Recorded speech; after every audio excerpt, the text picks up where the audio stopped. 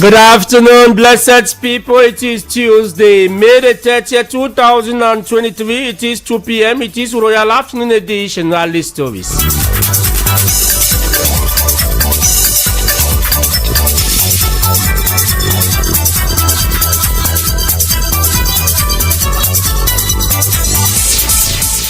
40 days to July 9 raffle draw ceremony, 30 days to the end of registration and contribution into the Mutual Assistance and Solidarity MASO.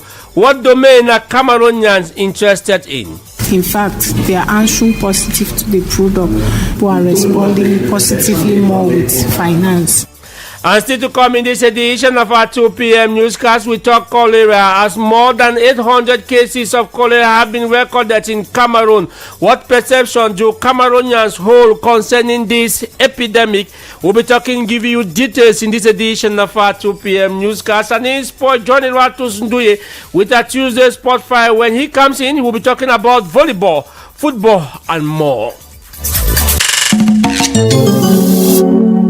Good afternoon once again. My name is Abel Bela Samari. We will open our news to talk about the Mutual Assistance and Solidarity MASO.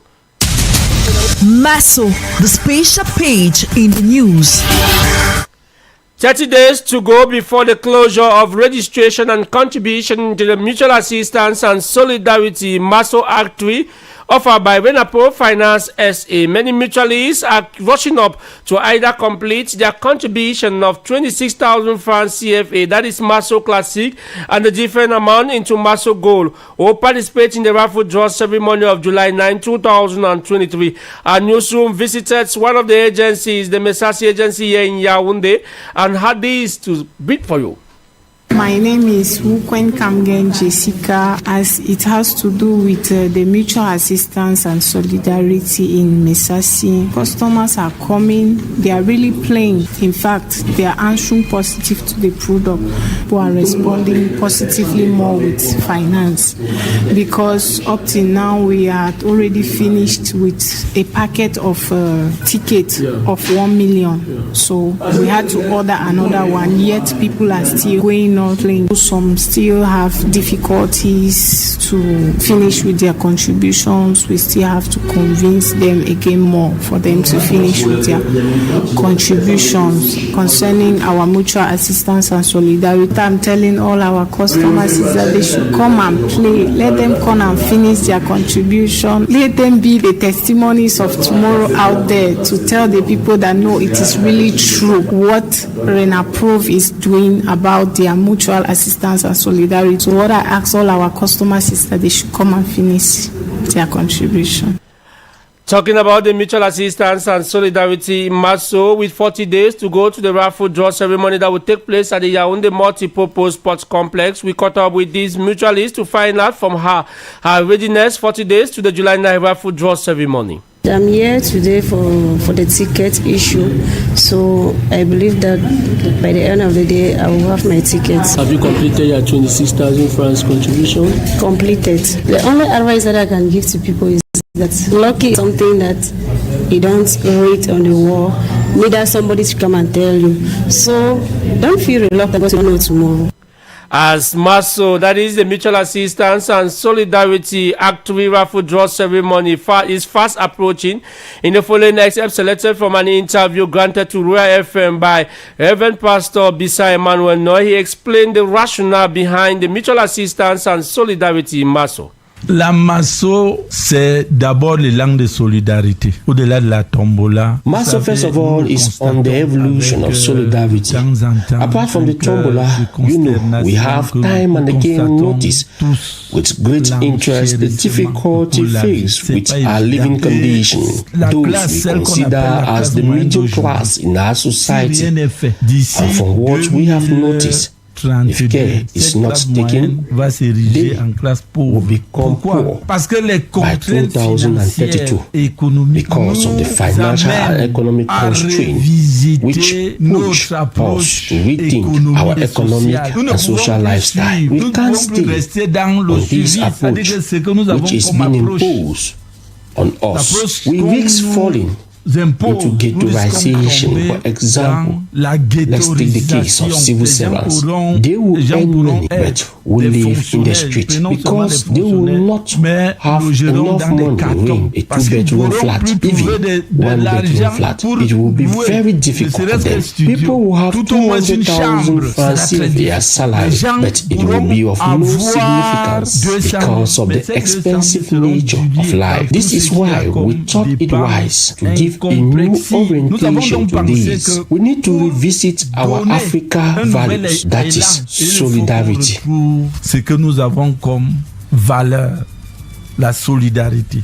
And talking about this solidarity, the mutual assistance and solidarity is how to fight against poverty and remove man from the shackle of poverty. To do so, you just need to go to any Renapo Finance SA agency. We have 27 of them across the country, 13 of them in the capital city, Yaoundé. And there you register into the mutual assistance and solidarity MASO, where you stand to benefit from the different advantages offered by the mutual assistance and solidarity. One of them is for you to have a 35% discount and treat 10 members of your family at the hospital complex. That is the MAMU. And talking about the MAMU Hospital Complex, the first day of the open day at the Mahmoud Hospital Complex located at Kwabang has taken place successfully. The event, which gathered several young girls and women, was aimed at training them on how to make homemade sanitary pads and talk on menstrual hygiene. For details, let's hook up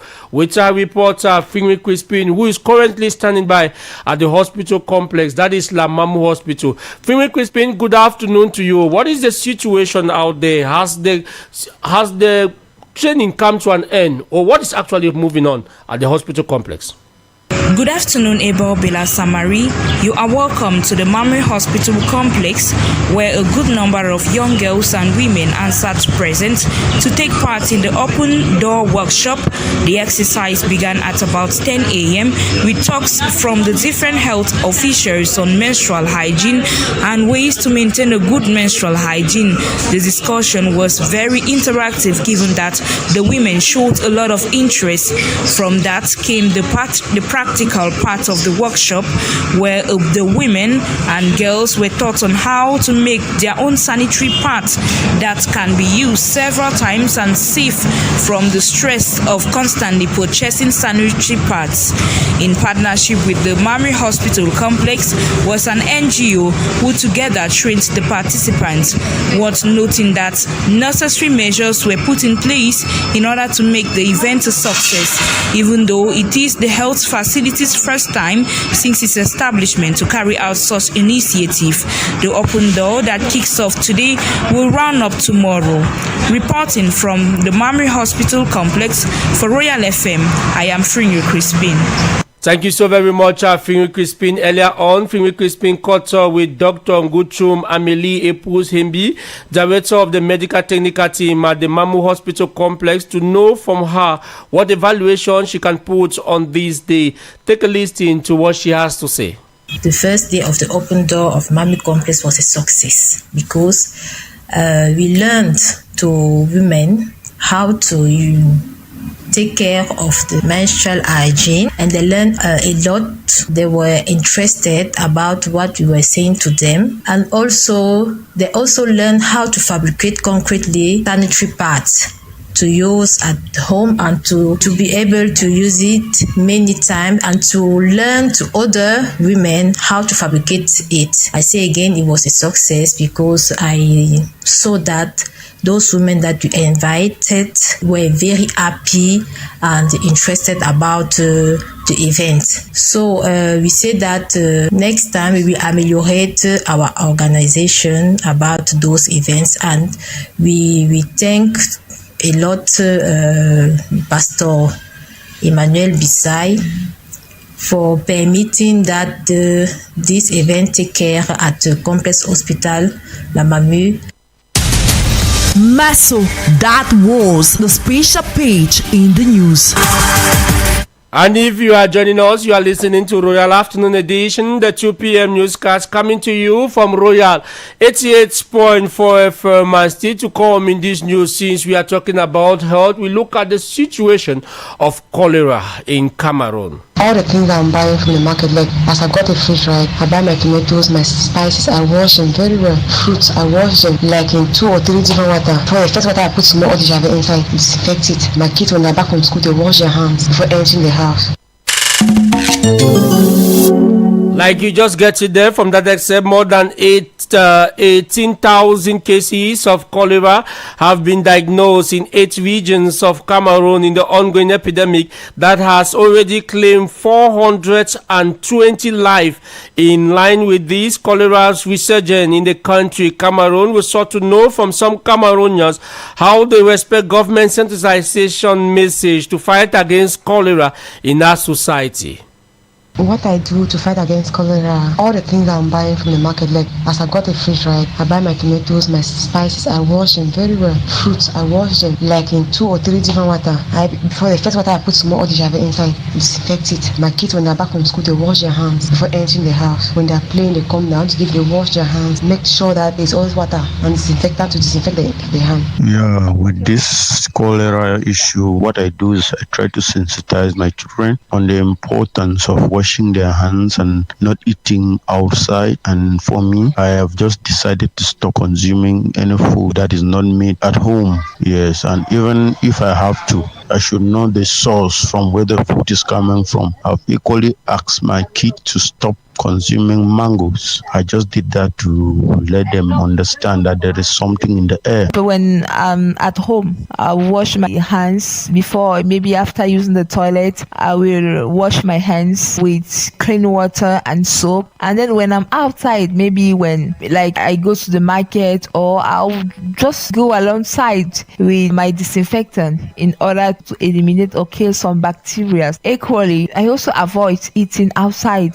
or drinking outside because I don't know the condition in which the food has been cooked or the drink. So that's how I avoid cholera. We stay in health this time from cholera. Let's talk cancer to say the Secretary General in the Ministry of Public Health has reiterated that government and partners organizations will not relent in the fight against cancer and other diseases which are on the rise in Cameroon. Professor Louis Richard Njok, speaking yesterday, made the remark as he bring up an initiative which seeks to provide the population with quality health care. Here now is the senior technical advisor of the Data Impact Program, Emmanuel Ugwakomi, who comes back to the result finding of the health initiative.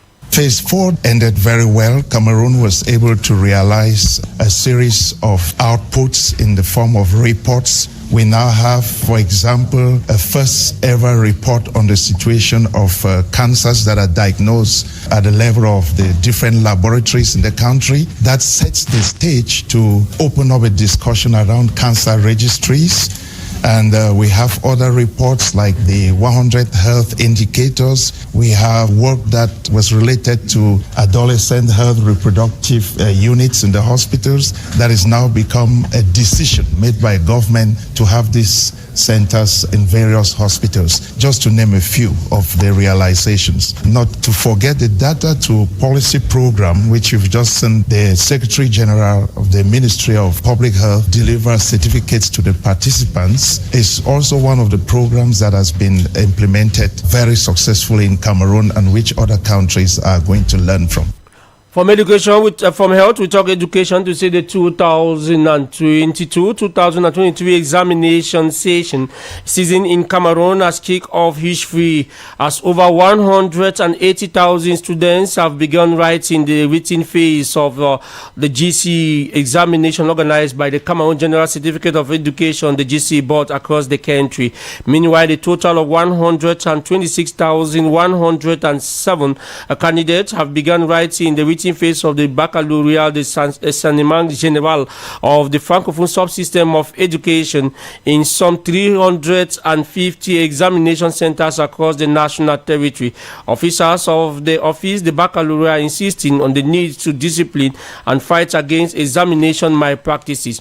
Meanwhile, on the other hand, some questions have been raised on the toughness of the Baccalaureate and the GC script during a public examination. This worry comes after graduates who are excelled during this exam now they fail to continue in the same light upon the entering into the university. But what is being held accountable for the recent failure at the level of higher education, especially from students graduating from our secondary schools? Our reporter Evans William Jobati got a reaction of a pedagogue on phone in the name of Julius Niba, and he had this to say. Problems of the society are not solved with intelligence, they are solved with competence. But unfortunately, with the secondary schools, they say education is free, but in Cameroon, people have changed it to be a business where they want to amass wealth for their children yet unborn and for themselves to eat fran. And for that to go on, they need to come out with a means of maintaining their source of income, which are parents who come in. So in the secondary school, the schools now have deduced a strategy of teaching the children how to pass exam and not teaching them how to be competent. So they teach them the exams and they know the exams, they pass the exam with a level A grade, and when it comes into solving a real life problem, that is when you see that the child is really lost. So what that is making them not to cope in the university is because they were taught based on intelligence and exam passing and not competence, and they have entered an institution where competence counts, where you have to bring out your own know-how. I will take you to talk about this World Day that is May the 30th. It's been observed as World Origin Day. The day is set aside to advocate people's right to know where they originated from. On this day, people usually ask questions on how they come about, looking at the significance of May the 30th.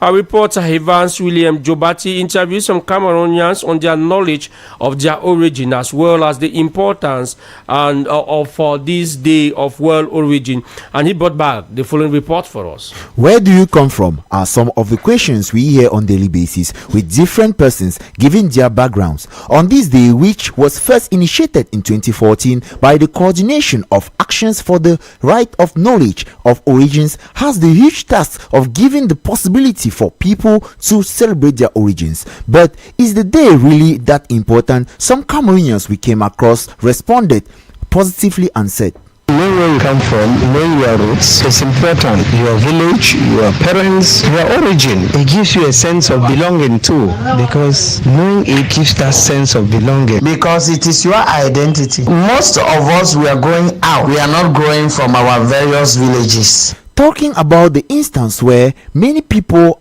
go ignorant, which could lead to incest, as they lay emphasis. At times, you find some people committing incest, end up getting married to your sister or to your mother's sister or so on without knowing. Some end up becoming a nuisance in the society because